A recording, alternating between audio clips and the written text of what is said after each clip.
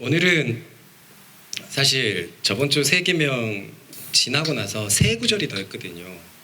베드로에 관한 얘기예요. 베드로가 이 사람이 다 떠나도 나는 부인하지 않겠습니다. 진짜 고민이 많이 됐어요. 그게 14장 내용하고는 또 이어지지가 않기 때문에 이 세 구절을 어떻게 설교를 해야지? 한참 고민했는데 주님이 주신 지혜가 있어서 그렇게 전해야 되겠다 하고 저번 주신 설교를 약간 요약하면서 가는데 거기에서 끝났어요. 역시 서로 사랑하라는 말씀이 나오니까 주님이 주신 그런 부분들이 많아가지고 이번 주의 제목입니다. 따라해 봅시다. 새 언약을 주신 것에 대한 더 깊은 묵상. 네, 우리 재호 형제 조금 보이게 나오고 지수도 조금 보이게끔, 우리 얼굴 다 보이게끔 앉아봅시다. 의자를 옮겨버리면 돼요. 뒤에 있는 사람들은 줄 너무 안 맞춰도 됩니다. 우리 좀 뭔가 이렇게 자유롭게 MZ스럽게 했으면 좋겠어요. 이 중에 나 빼고 다 MZ잖아요. MZ스럽게. 우리는 저번 주에 유다가 팔기 위해서 만찬장을 박차고 나간 후에 그 후에 이제 11제자만 놓고 하시는 말씀을 들었습니다. 정말 죽기 몇 시간 전이고 잡히시기 진짜 몇 시간 전이었기 때문에 그 말씀은 예수님에게 있어서 가장 중요한 말이에요. 늘 말하지만 제가 법정에 출두를 해야 된다고 해봅시다. 뭐 차별금지법 때문에 저도 이제 막 잡혔다고 쳐봅시다. 동성애를 죄라고 한 목사들은 잡아들여라. 그래서 마지막 설교 시간이 주어졌다면 제가 여러분들에게 어떤 설교를 하겠습니까? 김나래 언제까지 그렇게 살 거야? 시간이 아까운데 언제 이런 설교를 하고 있어요? 가장 중요한 거를 하겠죠. 그 말씀이 따라해 봅시다. 새 계명을 주노니 내가 너희를 사랑한 것 같이 너희도 서로 사랑하라. 그런 의미에 대해서 저번 주일에는 3가지 의미로, 그리고 월요일 묵상 말씀에서는 4가지 의미로 그렇게 알아보았습니다.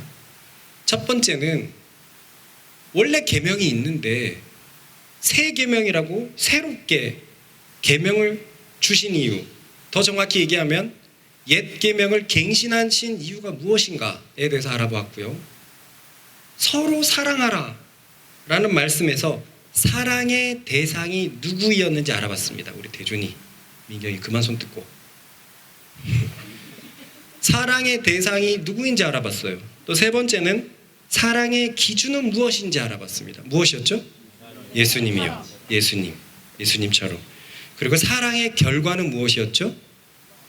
너희가 진짜 제자다라는 것에 대해서 알아봤어요. 이 4가지를 살짝 요약을 하는데 2가지만 하다 끝났습니다.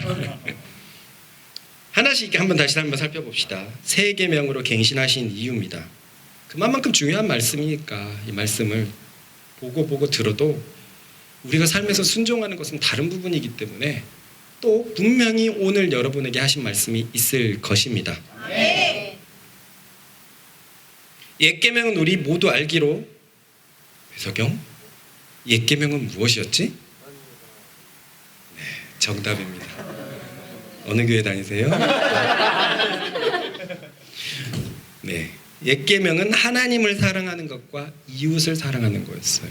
이게 구약의 계명의 2가지로 줄이면 이겁니다. 그리고 10계명을 2가지로 줄이면 나 외 하나님을 섬기지 말라, 너를 위하여 우상을 만들지도 말고 또 섬기지 말라, 여호와 이름을 망령되이 일깨치 말라, 안식일을 거룩히 지켜라. 이 4가지를 한마디로 줄이면 하나님을 사랑하라. 그리고 10계명에서 5계명부터 내 부모를 공경하라, 살인하지 말라, 간음하지 말라, 도둑질하지 말라, 거짓말하지 말라, 탐내지 말라. 이 6가지는 한마디로 줄이면 이웃을 사랑하라. 근데 여기서 굉장히 중요한 말이 뭡니까? 네, 따라 봅시다. 그와 같이. 분명히 하나님은, 예수님은 옛 계명을 사랑하는 것 그와 같이 이웃을 사랑하라고 그랬어요. 저는 이 그와 같이에 대한 것을요 아마 신학대학교 가서 설교를 들었을 것 같아요. 근데 진짜 깜짝 놀랐어요. 앉아 있다가 진짜 그렇게 써 있네. 그와 같이 하나님을 사랑하는 것처럼 이웃을 사랑하라고? 옆 사람 한번 보세요. 이 사람을 하나님처럼 사랑할 수 있습니까? 보통 일이 아니에요. 그래서 당시에 제가 이 말씀을 들었을 때는 늘 하던 대로 상징적이다. 그만큼 사랑해라 라고 생각했는데 이렇게 해석하면 죽습니다. 이렇게 하면 죽기 딱 좋아요. 이것은 있는 그대로의 말씀이었어요. 그래서 이것 때문에 내 인생이 크게 고민하기 시작한 것 같아요. 아니 마음을 다하여 목숨을 다하여 뜻을 다하여 힘을 다하여 주 너희 하나님을 사랑하라라는 말씀은 많이 들었는데 내 이웃도 마음을 다하여 힘을 다하여 뜻을 다하여 목숨을 다하여 사랑하라고? 이게 과연 가능한 일인가? 예수님은 그렇게 하셨나요? 네. 예수님은 그렇게 하셨어요. 사람의 모델이신 예수님은 그렇게 하셨는데 우리에게도 예수님께서 하신 말씀이 그와 같이 사랑하라. 그런데 새 계명은 무엇이죠? 서로 사랑하라. 옛 계명은 두 문장이란 말이에요. 하나님을 사랑하고 그와 같이 이웃을 사랑하라. 근데 새 계명은 다 줄여놨어요. 뭐라고요? 서로 사랑하라. 뭐가 빠져 있습니까? 하나님을 사랑하라가 빠져 있고 또 이웃이 서로로 바뀌어 있어요. 그래서 그 옛날에는 성경을 볼 때 그것도 그저 그렇게 넘어갔어요. 서로 사랑하는 거 중요하지 않. 근데 왜 옛 계명이 다 사라졌는지 그 앞에 있는 문장이 사라졌는지 몰랐어요. 여러분 이 설교는 어디서 들어보지 못했을 거예요. 그죠? 저도 못 들어봤어요. 근데 이 부분에 대해서 진짜 고민하다 보니까 왜 하나님을 사랑하라가 빠졌는지 한 20년에 걸쳐서 주님께서 계속 가르쳐줬던 거고 여러분이 들어서 아는 것입니다. 빠진 이유는 두 가지죠. 서로 사랑하려고 하면 하나님을 사랑하는 마음 없이는 서로 사랑이 불가능하기 때문에 그래요. 불가능하기 때문에. 공무원 중에서 가장 깊이 부서가 어딘지 아십니까? 민원 중에서도 네, 복지과예요. 복지과에서도 최저임금 담당하는 사람이 제일 힘들대요. 복지를 갔다 하면 점수를 맞춰서 간 사람도 있겠지만 그래도 열심히 도와야지 하는 마음으로 갔는데 도와주러 갔는데 민원이 너무 심하고 도와줘도 욕하고 저주하고 고소하고 그래서 공무원 깊이 1호고 공무원 중에서 가장 많이 죽는 곳이 이곳이에요. 이것은 항상 사람이 부족합니다. 그래서 거기에 있는 사람이 이런 글도 있어요. 진짜 착한 친구가 거기에 반년 동안 있는데 정말 이 최저 생활자들 지긋지긋하다. 막 죽이고 싶다. 너무 심각한 거예요. 가끔 동사무소 가보면 거기서도 행패 부리는 사람을 내가 몇 번 봤거든요. 왜 더 안 내놓냐고. 네가 삥땅 치는 거 아니냐고. 이러니 그 마음이 쏙 썰어들죠. 나는 인간의 양심을 가지고 잘 도와줄 거라고 마음 먹었지만 이게 쉬운 일이 아닙니다. 정말 쉬운 일이 아니에요.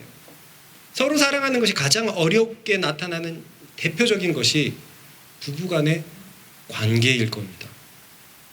요즘에는 그런 주례가 없잖아요. 검은 머리 팥불이 되도록. 팥불이가 흰색이잖아요. 흰색. 검은 머리가 백발이 될 때까지 사랑하라. 이제는 주례가 일부러 그렇게 안 한대요. 하도 이혼이 많으니까. 그래도 사랑할 때, 결혼할 때 이혼하려고 마음 먹고 결혼하는 사람이 얼마나 있겠습니까? 요즘은 아주 예외로 이렇게 동남아나 이런 사람들이 위장 결혼하는 경우가 있지만 정상적으로 결혼하는 사람 중에서 누가 있겠어요? 세이 규제랑 조금 살다 이혼할 마음으로 결혼했어? 아무도 없어요. 경은님 그랬지 않았을까? 아니래요. 오해하지 마세요. 아니래요. 아닙니다. 그런데 왜 그렇게 이혼을 많이 할까요? 왜 그렇게 50% 넘게 이혼을 할까요? 안 된다는 거예요. 따라해 봅시다. 사랑하는 힘은 내 스스로 안 된다. 안 돼요. 내리 사랑도 그렇죠. 자녀 사랑도 그렇습니다. 안 돼요. 부모는 잘해준다고 하지만 자식은 항상 엇나가기 마련입니다. 안 돼요. 그러니까 서로 사랑하려고 하면 반드시 어쩔 수 없이 하나님을 사랑하게 돼요.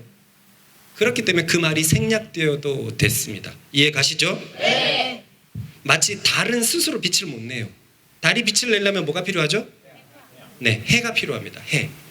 해 때문에 빛을 내는 것처럼 서로 사랑하려면 주님이 필요하다는 것을 사랑하려고 정말 애쓰는 사람들은 알 수 있습니다. 네. 정말 사랑하려고 하다 보면 한계에 너무 봉착하거든요. 그러니 주님 앞에 나가는 거예요. 어떻게 하셨죠? 어떻게 하셨죠? 네, 그래요. 하나님을 사랑하지 않고서는 이웃을 사랑할 수가 없습니다. 그런데 또 하나의 이유는 따라봅시다. 많은 사람들이 하나님을 사랑하는 것에만 신경을 쓰기 때문이다. 이 부분은 해도 모자르지 않는데요. 이거는요, 성경에 있는 내용이 아니라 저의 목자의 뇌피셜이거든요. 나의 생각입니다. 예전에 십몇 년에 이런 깨달음이 왔는데요. 달란트 비유 중에서 5달란트, 2달란트, 1달란트 받은 사람 중에서 1달란트 받은 사람이 이 사람이 아닐까라는 깨달음이 저는 저때 왔었어요. 그 사람은 아무것도 안 해요. 받은 달란트를 가지고 아무것도 안 하고 있습니다. 근데 달란트를 받았다는 것 자체가 그 사람은 원래 기회가 있었다는 거예요. 재능이 있었다는 거예요.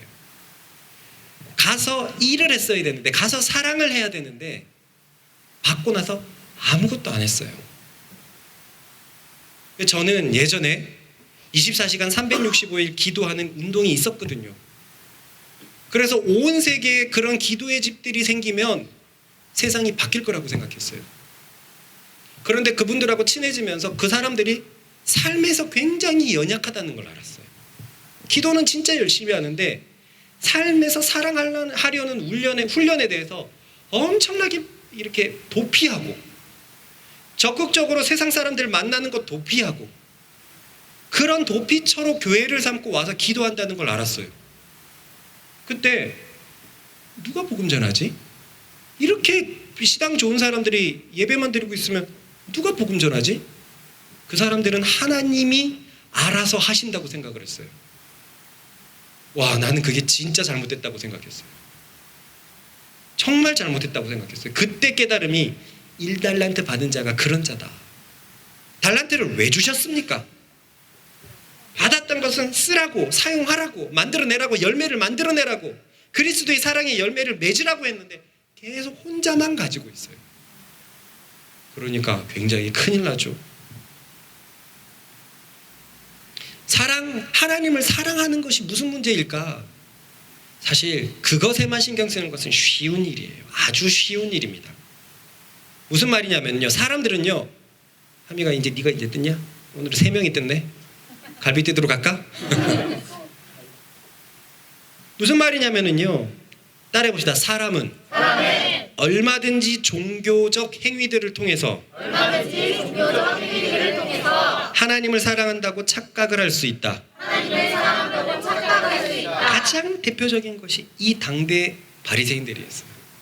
오죽했으면 이 말씀이 그때 나온 이유가 뭡니까? 그들은요, 이웃을 사랑을 하지 않았어요. 하나님만 사랑했어요. 근데 그건 잘못된 사랑이었단 말입니다. 잘못된 사랑이었어요. 예배 열심히 드리고 경건 생활하고 그리고 교회 봉사를 하고 이런 것들로 내가 아주 좋은 신앙인이고 하나님을 사랑한다고 생각하는 것은 착각입니다. 이런 것들은 참으로 소중한 것이지만 이런 것들은 하나의 열매를 향해서 가야 되거든요. 그것은 이웃을 사랑하는 것이에요. 이웃을 사랑하는 것. 옛 계명은 그와 같이 이웃을 사랑하라고 말씀하셨기 때문입니다. 읽어보겠습니다. 시작. 예수께서 이르시되 내 마음을 다하고 목숨을 다하고 뜻을 다하여 주 너의 하나님을 사랑하라 하셨으니 이것이 크고 첫째는 계명이요 둘째도 그와 같으니 내 이웃을 내 자신같이 사랑하라 하셨으니 이 두 계명이 온 율법과 선지자의 강령이라. 이 말씀을 보면 하나 고민이 되는 게 있어요. 에이, 목사님, 이웃 사랑하는 거 중요한지 알겠습니다. 근데 그게 완전히 연결됐다고 볼 수 있습니까? 하나님만 열심히 사랑해도 천국 갈 수 있지 않을까요? 꼭 그게 그와 같이 연결돼 있을 때까요? 무슨 말이냐면 지금 문제가 2개가 주어졌는데 하나만 풀어도 되지 않을까요? 않을까요? 더 분명히 한번 해볼까요?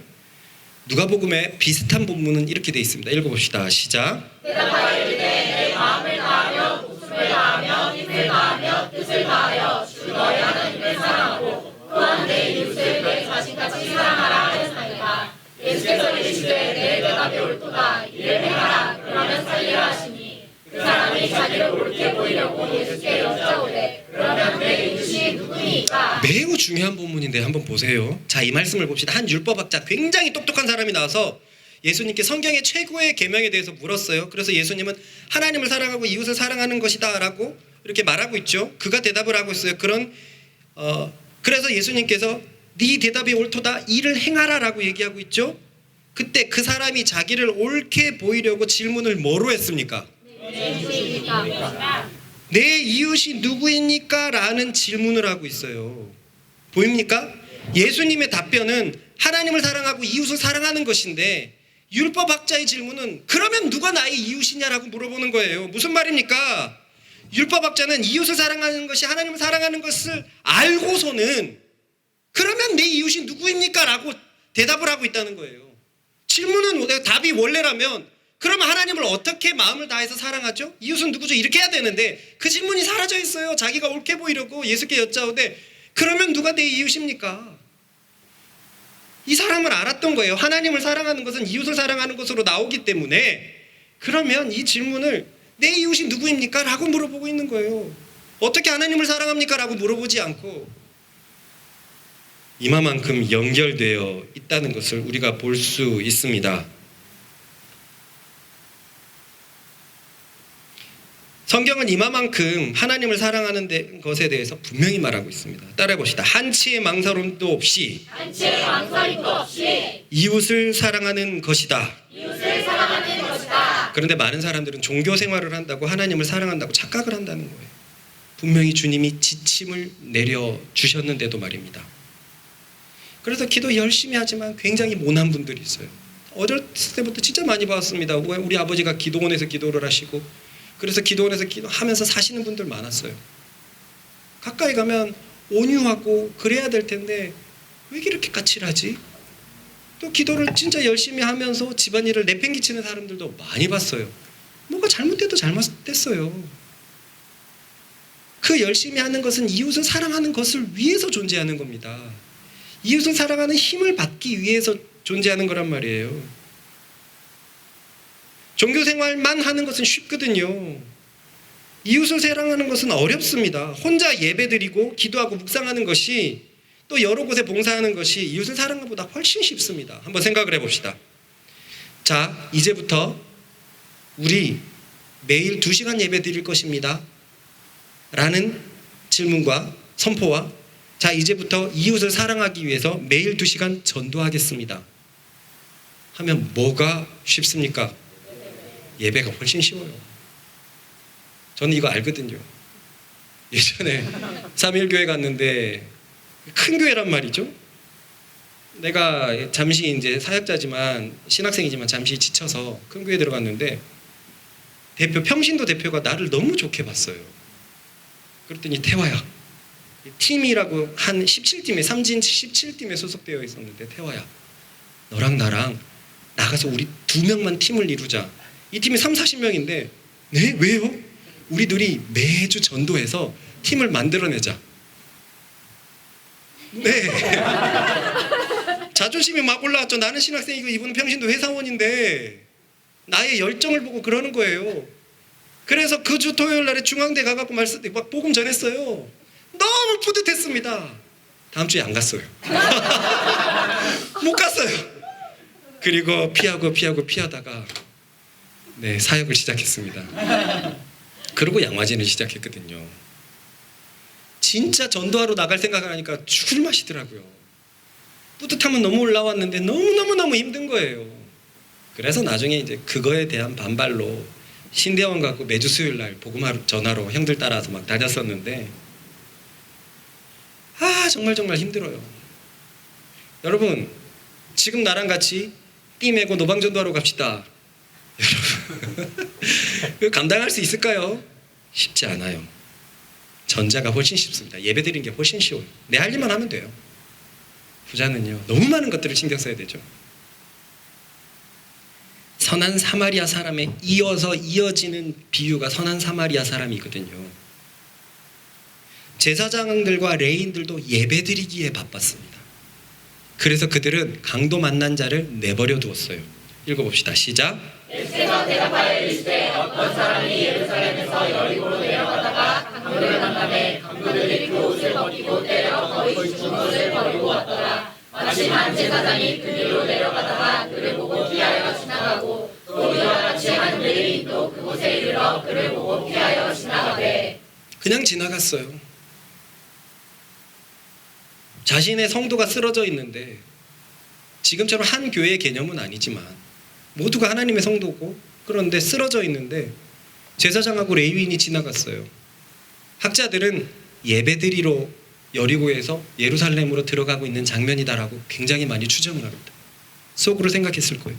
예배드려야 되기 때문에 어쩔 수 없어. 예배드려야 되기 때문에. 처음에는 사역자가 지나갔고 평신도에서 사역자라고 할 수 있는 레위인이 그렇게 지나갔습니다.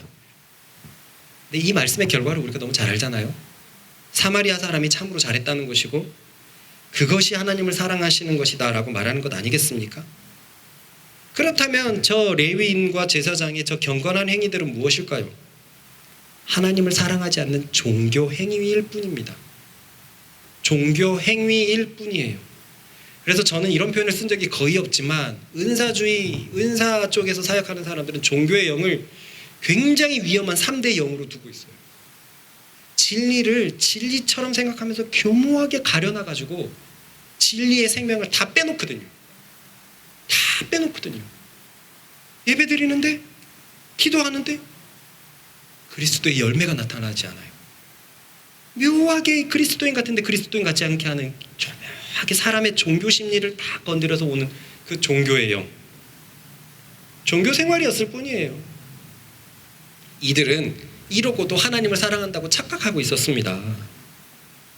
그렇습니다. 당대 종교 기독권자들은 이웃 사랑하기를 내려놓은 채 하나님을 사랑한다고 하면서 종교 행위만 집중하고 있었습니다. 이들의 결과는 무엇일까요? 죽음입니다. 어떻게 할 수 있을까요? 이웃을 사랑하지 않는 결과는 죽음이에요. 그 말씀에 아까 말씀에 있었어요.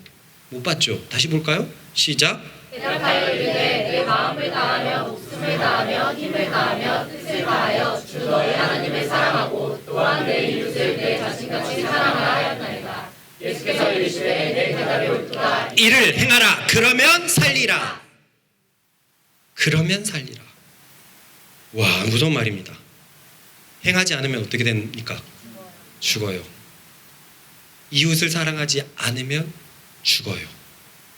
바로 이어지는 말이 그러면 누가 내 이웃입니까? 이 율법학자에게 너처럼 살면 죽는다.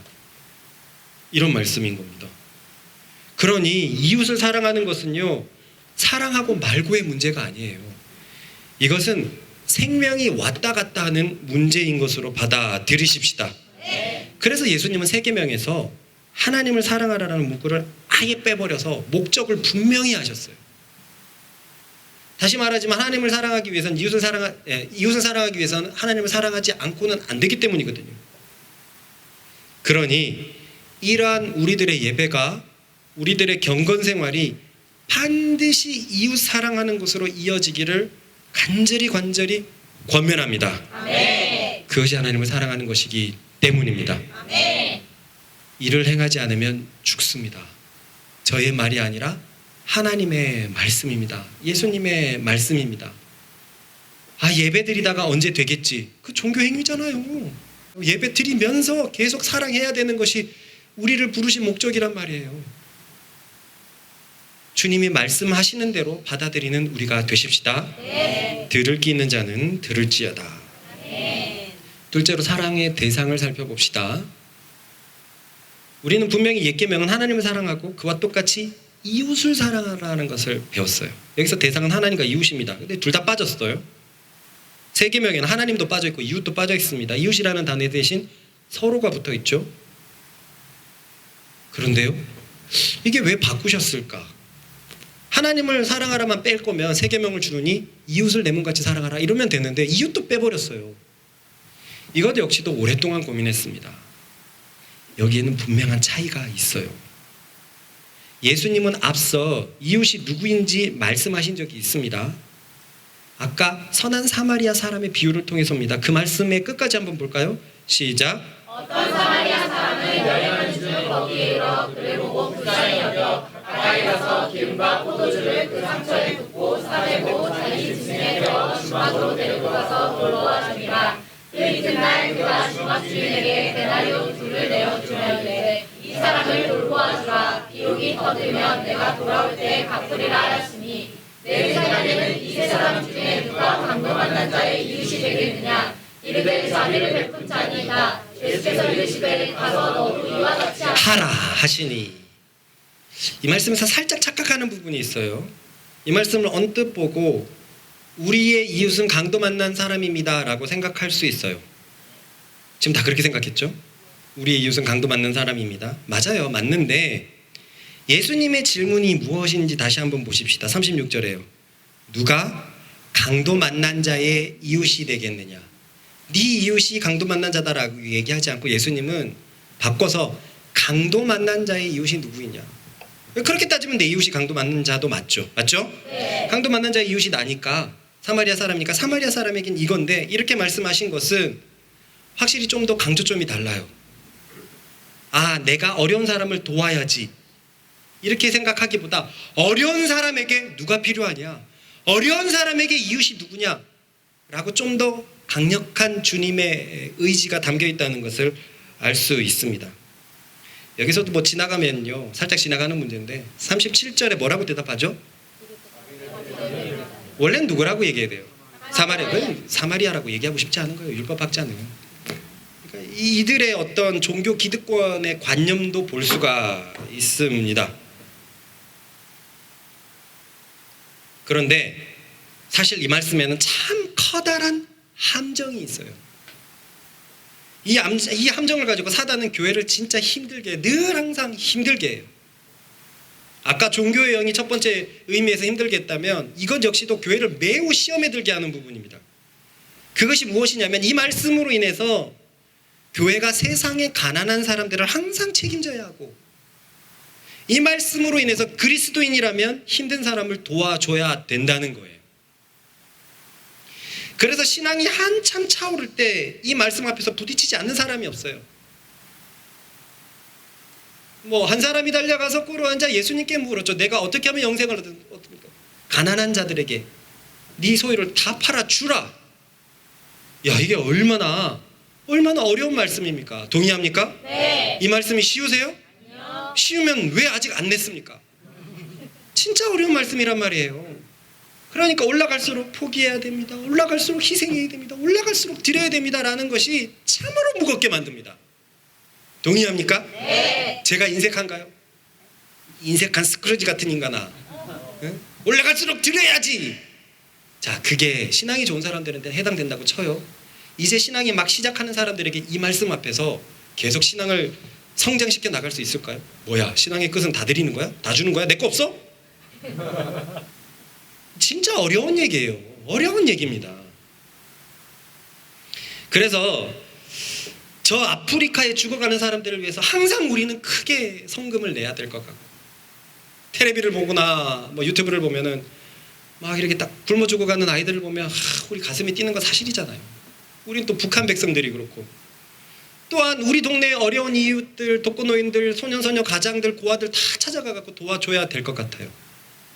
그죠? 네. 안 그렇습니까? 그래요.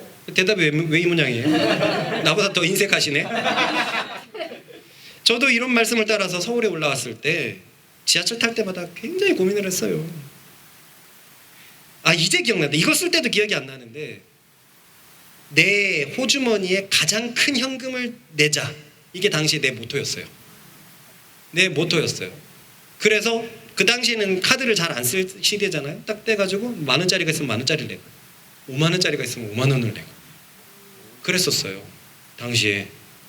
그래서 그렇게 지인들이 볼 때 누가 이렇게 막 기어가고 음악을 틀어놓고 가면은 열어가지고 이렇게 냈어요. 10,000원을 내고 50,000원을 내고 소쿠리에 50,000원짜리가 영롱하게 이게 이렇게 쫙 가죠. 저는 뭐 지인들이 다 놀라고 저는 겸손하게 으쓱댔죠. 봤지? 이렇게 한 이유는 분명해요. 성경에 그렇게 기록되어 있으니까요. 근데 늘 어려웠어요. 돈이 없을 때는 지하철 타기 전에 현금이 5만 원짜리 성금 껴있나 안 껴있나 확인하게 되고, 껴있으면 내야 되니까 점점 힘든 거예요. 그런데요, 그거 압니까? 초대교회에서는요, 세상의 가난한 사람들을 향해서 도왔다는 기록이 전혀 없습니다. 전혀 없어요.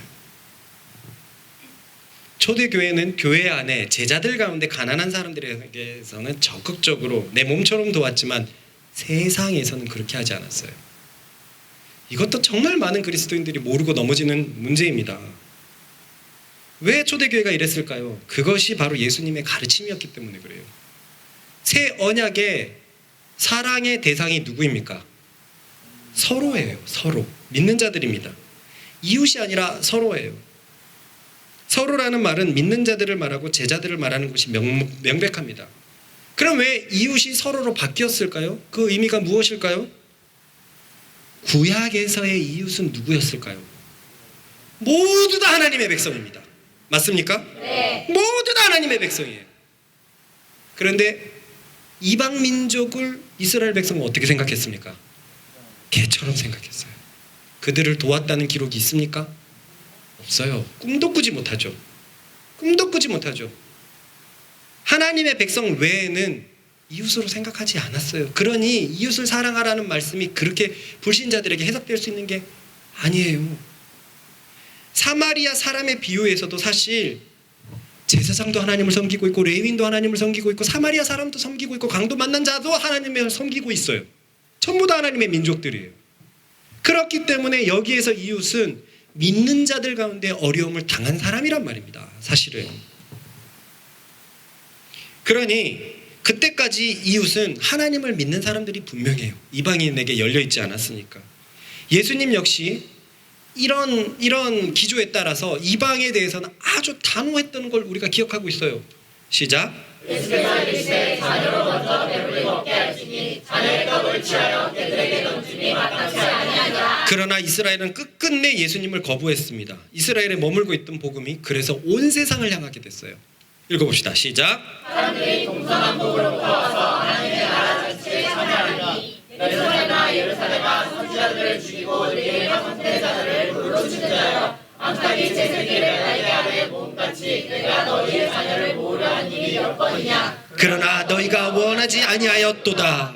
보라 너희 집이 버림받으리라. 내가 너희에게 이르노니 너희가 주의 이름으로 오시는 이를 찬송하리로다 할 때까지는 나를 보지 못하리라 하시니라. 그래서 예수님은 이웃에 대해서 명확한 정의를 분명히 하실 필요가 있었던 거예요. 그것은 구약처럼 따라해봅시다. 하나님의 품 안에 거하는 백성들. 서로. 그 백성들 서로였던 거예요. 이해가 가시죠? 네. 세상은 하나님이 다스리는 곳이 아닙니다. 예수님도 바울도 세상은 사단이 다스리는 곳이라고 했어요. 뭐 정확하게는 세대라고 우리가 최근에 봤지만 그 부분을 볼까요? 시작. 심판에 대하여라. 이 세상 임금이 심판을 받았습니다. 앞뒤 구절을 통해서 이 세상 임금은 마귀라는 걸 알아요.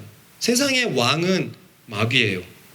그리고 이 마귀 때문에 믿지 않는 자 모두는 마음이 어두워져 있습니다. 모두가 그래요. 어쩔 수 없습니다. 성경이 그렇게 말하고 있어요. 시작. 그중에 이 세상의 신이 믿지 아니하는 자들의 마음을 혼미하게 하여 그리스도의 영광의 복음의 광채가 비치지 못하게 하니 그리스도는 하나님의 형상이다.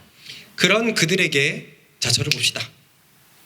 경제적으로 도움을 주는 것은 나의 선한 마음과 상관없이 애석하게도 사실 사단에게 도움이 주는 행위가 될 수 있습니다. 그런데 이걸 가지고 교묘하게 공격을 한단 말이에요. 마치 이슬람 사람들이 미국으로 가서 유학을 해놓고서는 미국을 향해서 테러를 일으키는 것처럼 말입니다.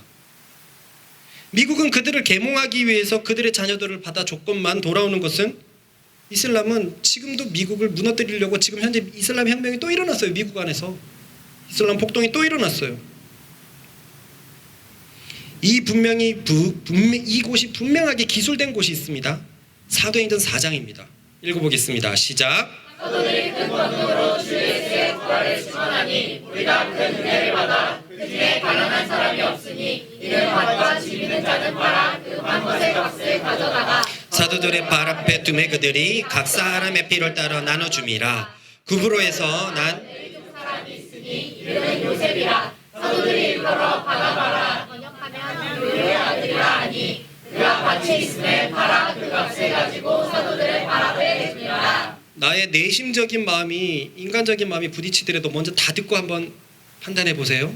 다 듣고 이 영광스러운 사도행전 4장의 기술을 봅시다. 제가 왜 영광스럽다고 하냐면요, 이들에게는 가난한 사람이 없어요. 가난한 사람이 없으니 우리가 환호하는 이유가 놀라운 일이기 때문에 그래요. 가난한 사람이 없단 말은 이 초대교회 안에는 하나님의 통치가 강력하게 이루어지고 있다는 겁니다. 이곳이 하나님의 나라가 되었다는 거예요. 아멘입니까? 네. 그런데 이게 너무 놀라운 것은요, 성경에서 세상은 가난한 사람이 없을 수 없다라고 미리 말해놓고 있었거든요. 읽어봅시다. 시작. 땅에는 언제든지 가난한 자가 그치지 아니하겠으므로 내가 내 명령하여 이르노니 너는 반드시 내 땅 안에 내 형제 중 곤란한 자와 궁핍한 자에게 내 손을 펼치리라. 하나님의 율법서에는 땅에는 언제든지 가난한 자가 있답니다. 그런데 초대교회는 가난한 자가 없어요. 이 신명기 15장 11절 이 앞에 그런데 가난한 자가 없을 수 있는 비결이 있습니다. 비결이 있어요. 6절입니다. 4절입니다. 읽어봅시다. 시작. 내가 만일 내 하나님 여호와의 말씀만 듣고 내가 오늘 내게 내리는 그 명령을 다 지켜 행하면 내 하나님 여호와께서 내게 기업으로 주신 땅에서 내가 반드시 복을 받으리니 너희 중에 가난한 자가 없으리라. 할렐루야. 아멘. 할렐루야. 아멘. 여기서 가난한 자가 없어야 되는 조건이 뭡니까? 그 명령을 어떻게 지키면요? 다 지키면은요. 다 지키면은요. 그렇다는 말은 초대교회는 그 명령을 어떻게 지켰다? 다 지켰다. 그런데요, 그 말씀을 안 찾아왔네요. 이웃을 사랑하는 것은 모든 율법을 완성시킨다는 말씀이 있죠, 로마서에. 이들은 초대교회는 엄청나게 서로를 사랑했고 그래서 율법을 다 지켰습니다. 그래서 사마리아인들이 다스리고 있는 이 땅에는 가난한 자가 없었어요. 여기서 중요한 것은요, 그들이 가난한 사람이 지금 사도행전 어디에서 없어졌습니까? 세상에서 없어졌습니까? 어디서요? 교회에서 없어졌습니다. 그들은 성금을 세상에 바쳤습니까? 어디에 바쳤죠? 사도들의 발 앞에 바쳤어요. 읽어봅시다. 시작. 사도들의 발 앞에 두매 그가 밭이 있음에 팔아 그 값을 가지고 사도들의 발 앞에 두니라. 자, 중요합니다. 가난한 사람이 없으려면 말씀을 어떻게 지켜야 되죠? 다 지켜야 해요. 이들은 자기들의 것들을 가지고 사도들의 발 앞에 뒀고 교회 안에 있는 가난한 사람들에게 베풀었습니다. 그래서 가난한 사람이 없어요. 그죠? 근데 그게 율법을 다 충족시켰다는 거예요. 말씀을 다 충족시켰다는 거예요. 세상에 가난한 사람들을 돕지 않았는데 하나님의 말씀은 다 충족되었다는 거예요. 이 말씀이 들리기를 바랍니다. 아멘. 그렇다고 그럼 주위에서 불신자가 아주 어려움에 빠져 있는데 그것을 내버려 두라. 그건 이상하죠. 그것은 결코 그리스도인의 자세가 아닐 것입니다. 대신 왜 이렇게 성경이 말하는지 생각해 보십시다. 분명합니다. 교회가 하나님의 나라가 되어 있어야지 세상 사람들로 하여금 가고 싶은 곳, 하나님을 믿고 싶은 마음이 생기기 때문입니다. 봅시다. 여기 보자라고 써있네. 성경은 분명히 가난한 사람이 그치지 않는다고 했어요. 그런데 그래서 세상 곳곳에는 가난한 신음소리가 들립니다. 맞습니까? 네. 맞지요? 그런데 둘러보니까 가난한 신음소리가 안 들리는 곳이 있어요. 어디입니까? 교회예요. 내가 가난하기 때문에 내 자식도 가난한데 세상에 알아보니까 교회에는 가난한 사람이 없는 거예요. 거기에는 차별이 없고 거기에는 사랑이 너무나 가득하고 거기에는 물건들이 통용하고 내가 살아갈 것이 충분한 거예요. 그럼 이 가난한 사람은, 스스로 살아갈 수 없는 사람은 교회에 대해서 어떤 생각을 하겠습니까? 이 교회는 서로 사랑하기를 목숨처럼 사랑하는 교회인데 이 사람이 교회에 가가지고 예수님을 믿는다면 그 교회는 그 사람을 자신의 형제처럼 끼워안아서 사랑하게 될 것입니다. 정말 교회들이 그 역할들을 감당하고 있다면, 우리나라 곳곳에 퍼져 있는 이 교회들이 그런 역할들을 감당하고 있다면 도대체 주변의 교회가 어떤 역할들을 하겠습니까? 어떤 빛을 비추겠습니까? 정말 살 수 없어서 정말 힘든 사람이 어디를 가겠습니까? 교회입니다. 그들은 교회에 와서 예수님을 믿을 것이고요. 그래서 그들의 삶이 구원을 받을 것이고요. 그들이 예수 그리스도의 제자가 된다면 그들의 몸도 삶도 영혼도 교회가 책임지며 함께 구원을 받을 것입니다.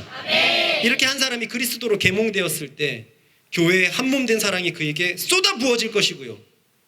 그로 인해서 그는 단순히 물질적 지원뿐만이 아니라 가난에서 일어날 수 있는 하나님의 은혜의 정신까지 겸비될 줄로 믿습니다. 이 부분이 초대교회 사도행전 2장에 기술되어 있는 것 아닙니까? 오늘 부른 찬송에 같이 읽읍시다. 시작. 그들이 사도의 가르침을 받아 서로 교제하고 떡을 떼며 오로지 기도하기를 힘쓰니라. 사람마다 두려워하는데 사도들로 말미암아 기사와 표적이 많이 나타나니 믿는 사람들이 다 함께 있어 모든 물건을 서로 통용하고 또 재산과 소유를 팔아 각 사람의 필요를 따라 나눠주며 날마다 마음을 같이하여 성전에 모이기를 힘쓰고 집에서 떡을 떼며 기쁨과 순전한 마음으로 음식을 먹고 하나님을 찬미하며 또 온 백성에게 칭송을 받으니 주께서 구원받는 사람을 날마다 더하게 하시니라. 잘 보세요. 이 말씀 한번 잘 보세요. 이들은 제대로 경건 생활을 하는 집단이었습니다. 42절에는요 기도하기를 힘쓰는 집단이었어요. 46절에는요 날마다 성전에 모이기를 힘썼어요. 47절에는요 하나님을 찬미하는 집단이었습니다. 경건 생활이 있습니까? 네. 참으로 경건해요. 기도하기 힘쓰고 날마다 예배드리고 성전에 모이고 찬미하니까요. 그런데 그런 그들의 결과가 어떻습니까? 44절에는요 물건을 서로 통용하고 있어요. 45절에는요 재산과 소유를 각 사람들의 필요에 따라 나눠주고 있어요. 46절에는요 날마다 집에서 음식을 함께 하고 있어요. 그렇게 되었더니 47절 다시 읽어볼까요? 시작. 하나님을 찬미하며 또 온 백성에게 칭송을 받으니. 이렇게 되니까 온 백성에게 칭송을 받는 겁니다. 그러니 47절에 교회의 숫자가, 구원받는 숫자가 날마다 더해졌습니다. 한번 생각을 한번 해보십시다. 우리 보영이를 한번 생각을 해봅시다. 아, 언니 그렇게 하고 돈 언제 모아? 이렇게 적금도 얼만큼 들고 뭐도 하고 그래야지. 그런데 그러다가 쫄딱 망했다고 칩시다. 세상이 너무나 힘들어갖고 쫄딱 망했어요. 그런데 보라를 보니까 보라내도 별로 별반치 않은데, 지수도 실직을 하고 별반치 않은데 그 전과의 삶이 그렇게 다르지 않은 거예요. 이유가 뭔가를 봤더니 교회에서 한 마음으로 같이 나누기 시작을 한 거예요. 자, 이것을 보라 엄마가 보면 어떻게 되겠습니까? 보라 엄마는 지금 마음이 얼마나 미어지겠어요. 큰딸 맏딸은 잘 살아가고 있는데 둘째 딸은 너무 어려움 가운데 허덕이고 있거든요. 그래야 혹시 보영이도 교회 가면 그런 도움 받을 수 있냐? 당연하지. 그런데 조건이 있어. 교회 온다고 되는 것이 아니라 예수님을 믿는다면, 그것이 된다면 우리 교회는 내 몸처럼 사랑해 줄 거야. 우리 지수가 실직했는데도 내 몸처럼 사랑하는 이유가 그거야. 이 IMF보다 더 힘든 시대에 우리 교회에 실직한 사람이 많았는데도 가지고 있는 사람들이 나눠서 그렇게 하고 있어. 이렇게 되는 거예요. 이랬을 때 이 구원의 은혜는 얼마나 크게 흐르겠습니까? 그러니 서로 사랑하는 것이 먼저라고 주님께서 말씀하셨던 것입니다. 아멘. 이렇듯 서로의 대상은 명확합니다. 믿는 자 그리고 제자들, 이것이 서로입니다. 그러므로 말씀을 사랑하는 우리 교회는 평생 이것을 목표로 하면서 나아갈 것입니다. 우리 제자들 가운데서 가난한 사람이 한 명도 없도록 우리 성도들 가운데서, 우리 교인들 가운데서 가난한 사람이 하나도 없도록 목표를 해 나갈 것입니다. 그래서 초대교회처럼 너희 말씀을 사랑하는 교회 안에 가난한 사람이 하나도 없다 했을 때 천사들이 박수를 치는 그런 교회로 우리가 다 같이 달려가 보십시다. 그러니 여러분들에게 목자로서 당부의 말씀을 드립니다. 여러분 모두가 예수님을 믿는 믿음 안에 거한다면 말씀을 사랑하는 교회가 있으니 여러분들의 인생에 대해서 안심하시라고 말씀드리겠습니다. 교회와 목자가 평생 발벗고 나서서 짐을 같이 지도록 하겠습니다. 이것이야말로 그리스도의 계명을 성취하는 일이기 때문에 그렇습니다. 읽어볼까요? 시작. 너희가 짐을 서로 지라. 그리하여 그리스도의 법을 성취하라. 사실 이번에 못 갔는데 그래서 5월 셋째 주쯤에 남자들 수제공 남자들 MT를 가려고 했는데요. 그 이름이 밥컴이기도 하잖아요. 밥컴이 빌리어드, 알콜, 또 B는 뭐지? 바이크. 근데 너무 이름이 안 좋아요. 그리고 당구 이제 안 쳐요. 바이크도 취미 아니에요 지금. 그래서 사실 이번 밥컴에 가갖고 이름을 바꾸려고 했어요. 뭘로 바뀌려고 했냐면 따라해보세요. 다비다. 다비다. 이 다비다는 누구냐였냐면요, 자신의 것들을 팔아서 가난한 사람들을 심하게 도왔던 사람이에요.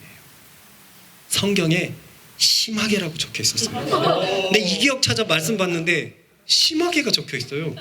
읽어봅시다. 시작. 놀바의 마르다라는 여제자가 있으니 그 이름을 번역하면 모르가라. 선행과 구제하는 일이 심히 많더니.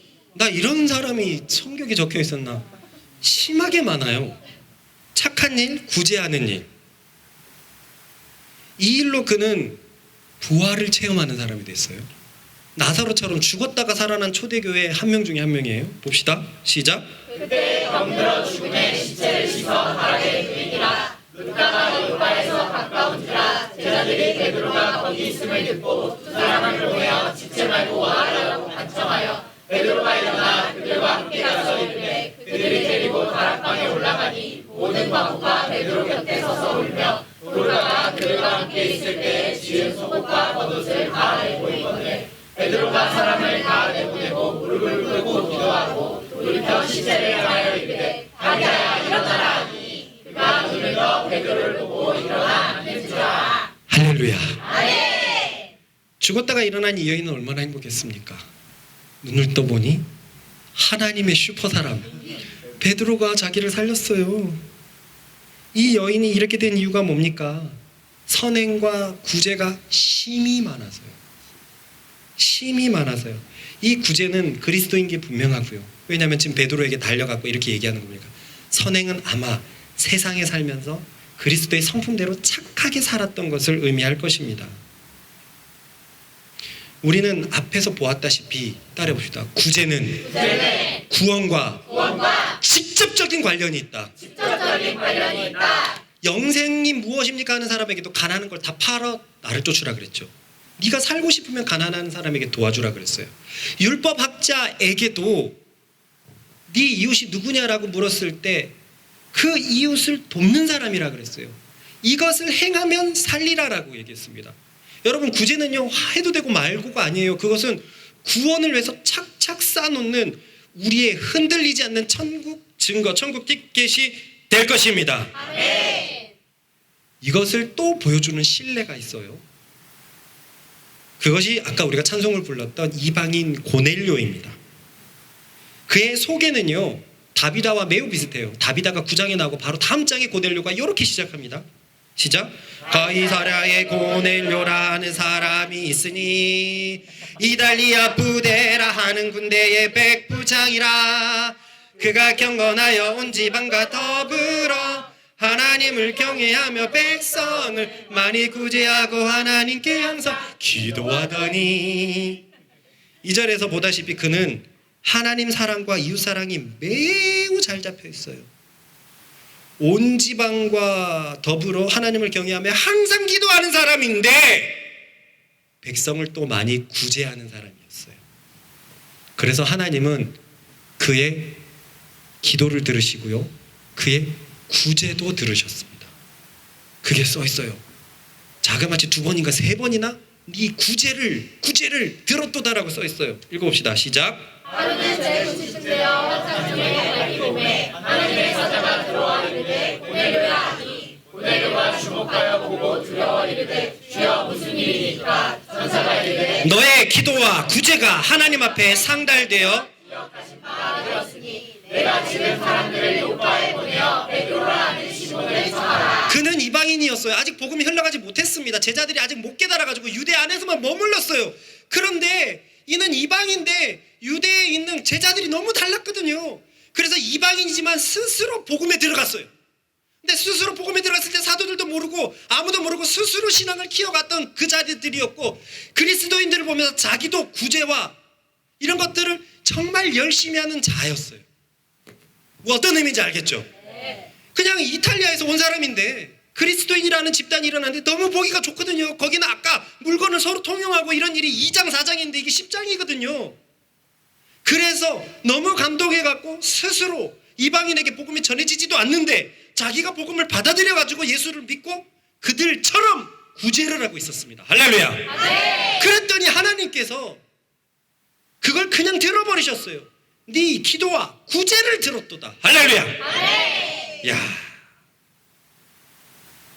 그는 정말로 백성을 많이 구제했는데, 그런데요, 여기서 눈여겨볼 구절이 하나 있어요. 2절입니다. 시작. 그가 경건하여 모든 사람과 더불어 하나님을 경외하며 백성을 많이 구제하고 하나님께 항상 기도하더니. 눈여겨볼 구절이 뭘까요? 땡. 백성이에요. 왜요? 네, 이방인이 포함되어 있거든요.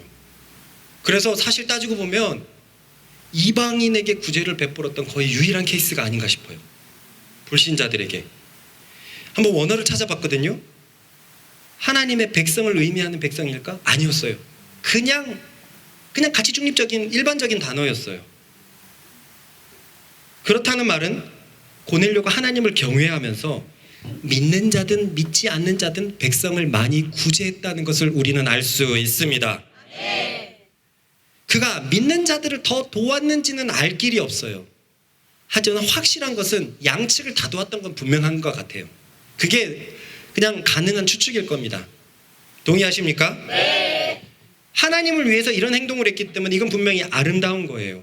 하나님도 그의 구제를 들으셨다고 분명히 반복해서 2번 말씀하셨고요. 또 31절에도 또 적혀 있어요. 시작. 말하되 고넬료야 하나님이 내 기도를 들으시고 내 구제를 기억하셨으니. 그러니 이 고넬료 따라 이방 사람들을 돕는 건 좋은 일 아닌가요?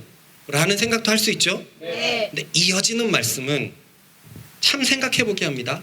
바로 이어지는 말씀입니다. 시작. 우리는 유대인의 땅과 예루살렘에서 그가 행하신 모든 일의 증인이라. 그를 들금이 나무에 달아 죽였으나 하나님이 사흘 가지 살리사 나타내시되 모든 백성에게 하신 것이 아니요 오직 미리 택하신 증인 곧 죽은 자 가운데서 부활하신 후 그를 보시고 음식을 먹은 우리에게 하신 것이라. 우리에게 명하사 백성에게 전도하되 하나님이 살아있는 자와 죽은 자의 재판장으로 정하신 자가 곧 이 사람인 것을 증언하게 하셨고. 이 고넬료에게 베드로가 가서 복음을 전하는 장면이거든요.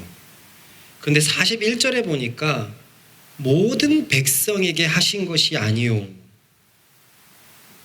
라고 되어 있고요. 42절에 보니까 백성에게 전도하되. 이 말이 이해가 갑니까? 복음은 모든 백성을 향해 있지만 복음은 받아들이는 사람에게 능력을 발휘하고 있어요. 그래서 복음이 모든 백성을 향해 있지만 41절에 모든 백성에게 하신 것이 아니요 받아들이는 사람에게만 주어진 것이요.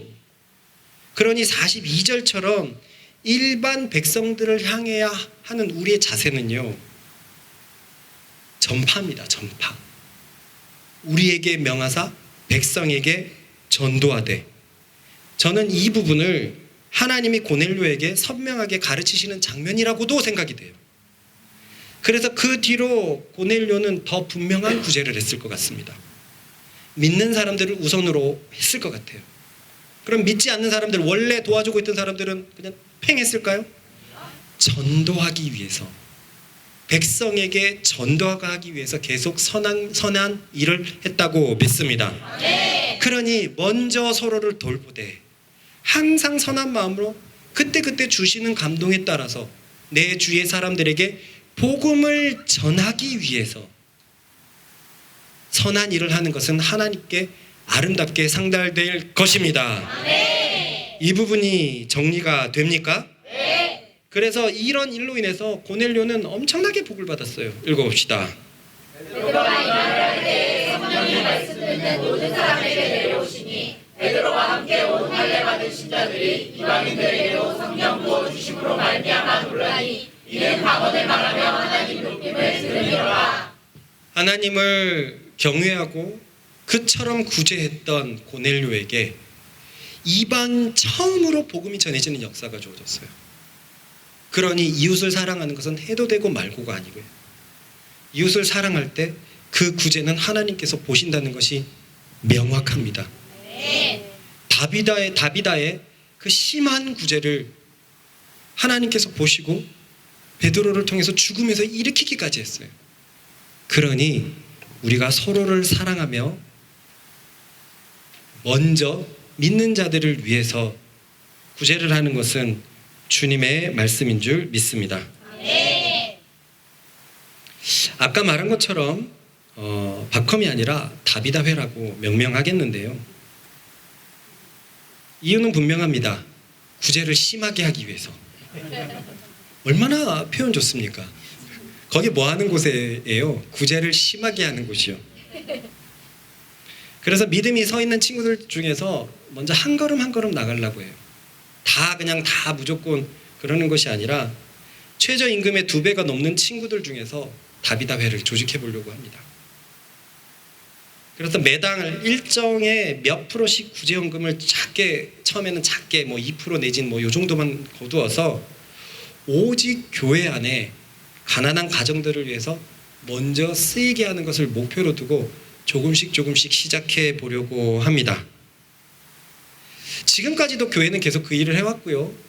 목자도 그렇게 했지만 앞으로는 더더욱 최저임금에 못 미치는 성도나 가정이 나오면 교회와 목자, 다비다회가 나서서 적극적으로 돕도록 하겠습니다. 최근에 작년 말부터 지금까지 꽤 삶이 흔들리는 가정들과 친구들이 나왔었어요. 그래서 내심 이래저래 돕고 있었는데 그때부터 이 생각을 계속 해왔습니다. 그래서 어떻게 하는 게 좋을까? 어떻게 움직이는 게 좋을까? 그런 생각을 했는데 아예 공식적으로 이것이 너무나 중요한 예수님의 새 언약의 계명이었으니까 공식적으로 시작해야 되겠다라는 마음을 먹었어요. 제가 10만 원도 도와줬고 15만 원도 도와줬고 그런 사람들 있지만 어려울 때 그 정도 금액이 안 되거든요. 그게 정말 생수 같은 금액이지만 그게 삶을 영위하기는 쉽지 않잖아요. 그때부터 계속 생각했어요. 교회가 좀 더 돕고 좀 신앙이 있고 또 이렇게 풍족한 친구들이 함께 도우면 한꺼번에 꽤나 많은 액수가 간다면 이것이야말로 진짜 도움이 아닐까? 그렇게 성경 말씀 따라 제 마음속에서 계속 고민하고 있는데 마침 이 새 언약의 서로가 제 마음을 계속 떼었고 지금이 저기구나라는 것을 하나님이 알려주시는 것 같았습니다. 아울러 모자 사역 관련해서도 조금 더 조정을 하려고 합니다. 우리 교회는 다음 세대 자녀들에 대해서 무조건 3분의 1의 지원을 하고 있는데요. 최저임금에 도착하지 않은 가정들에게는 40%를 지원하도록 하겠습니다. 33%에서 44% 고작 7%냐 하지만 이 금액이 크거든요. 그리고 교회가 지금 다음 세대 사역을 향해서 엄청나게 돕고 있어요. 예전에 재정이 다 거기다 쏘아질 정도로. 그래도요, 사실 세상에 비해서는 얼마나 적은 금액입니까? 우리는 평생 이런 금액에서 더 나갈 일이 별로 없거든요. 그런데 이제 영어 유치원 보내야 되는 세상 사람들, 또 학원 보내야 되는 또 사교육해야 되는 사람들, 여러분 부모 월급의 40%가 그 자녀 양육으로 나간대요. 우리는 그럴 일이 없습니다. 전혀 없습니다. 그런 생각을 해봤어요. 우리 경은이가 만약에 이 유산이 되지 않았다면 지금 한참 무르익고 있을 텐데 한참 잘하고 있을 텐데, 그런데 지금 에어컨이 흔들렸고 강의가 흔들리고 임신까지 하면 강의가 더 흔들리는데, 이때 내야 되는, 이제 아기를 출산하고 내야 되는 금액이 분명히 부담스럽거든요. 이거를 교회가 더 지원하자. 모든 교회 관련된 일은 40%를 이 자녀 양육에 대해서 지원하도록 하자. 그렇게 생각을 먹었습니다.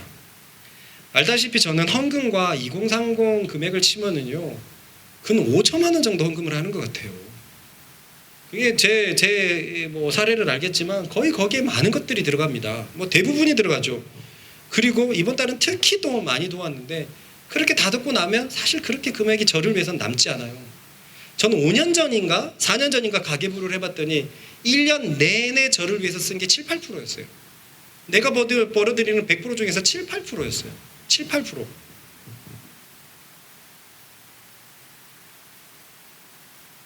이것들을 계속 해나가는 교회와 목자, 진짜 통용하고 진짜 품어서 정말로 가난한 사람이 없어서 우리가 이제 가정을 이루고 사회에서 점점 기반이 닦여 나간다면 분명히 내 주위에 가난한 사람들 나옵니다. 어려운 사람들 나옵니다. 그런 사람들에게 진짜 교회가, 진짜 그리스도의 제자가 어떤 사람인들인지 보여주는 교회가 되어주고 보여주는 여러분들 되십시다. 네. 정말 여러분들의 가족 중에서 친척이나 형제들이나 자매들이나 힘든 친구들이 있다면 정말 진심으로 끌어줄 수 있는 교회로 그렇게 준비되는 우리들 되십시다. 네. 하나님을 너무나 사랑해서 서로를 사랑하고 목자를 사랑하고 교회를 사랑하는 것, 이것이 실제적으로 되는 교회, 정말 그와 똑같이 내 몸처럼 사랑하는 그런 교회. 그래서 예수 그리스도의 말씀대로 그리스도의 제자가 모인 교회라는 증거를 모이는 우리들 되십시다. 아멘. 할렐루야. 아멘. 우리 한번 같이 기도하겠습니다.